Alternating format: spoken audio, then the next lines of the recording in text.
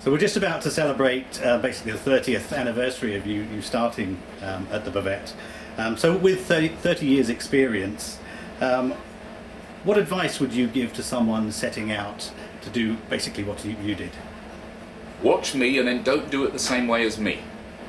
I've got to say, no matter what style, because it's a completely different game nowadays, obviously. I mean, people don't go blah blah blah between songs anymore. The reason I went blah blah blah between songs most of the time is that I couldn't mix.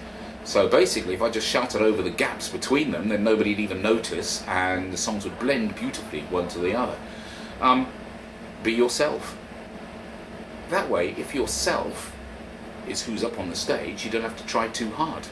And so essentially, just like now on the radio, I think, I spent a good 15 odd years in the Buvette, which is, by the way, just a temporary job. I'm supposed to do 2 or 3 nights a week during the summer once.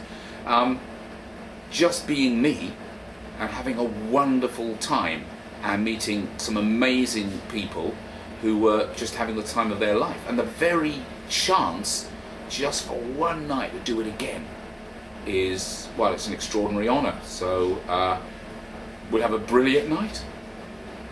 So would the Buvette as a venue work today?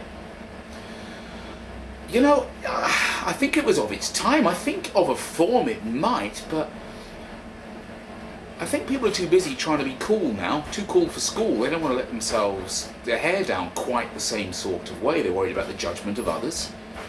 That's the way it works. So it was purely of its time. I think of a form it would. Every once in a while we do a reunion, and boy will it ever work. It'll go through the roof, as I've every expectation. But maybe. The trouble is, the people who would go to it don't get out all that often anymore, which is why we're doing the reunion in the first place. So, do you think modern DJs entertain the crowd? No. Next question.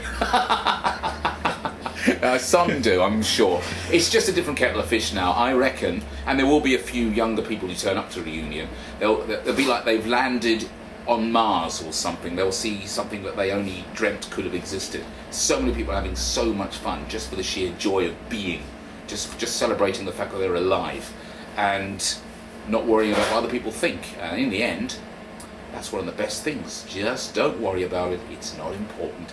Have a laugh. So tell us, what's going to happen on the reunion? Reunion night. Come up with some great ideas. We've got Robbie Donnelly and little Steve Fall. He's the one asking the questions.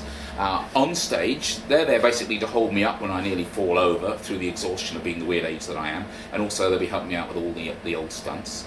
We'll be doing dueling banjos, inevitably. Steve there will be on the electric guitar, which actually on the dueling banjos itself sounds like an acoustic guitar. It's a wonder of science. And I will be on the inflatable plastic guitar with the word banjo taped to the front of it, so there won't be any confusion. That's one of the things we'll do. I'll doubtless sing Yogi Bear at some point or the other. Please feel free to join in and maybe swear along with it. Bohemian Rhapsody, I couldn't do that a reunion without putting that one in, or I'd be lynched.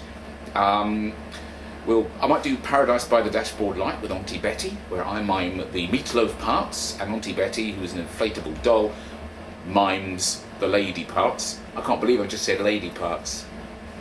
And, oh yeah, another thing we're going to do is, it occurred to me there's a load of music that we used to play in the Buvette, which doesn't suit the party atmosphere, but would still well be worth playing. And so far in any of the other reunions we've done, we haven't quite found a place to fit it in.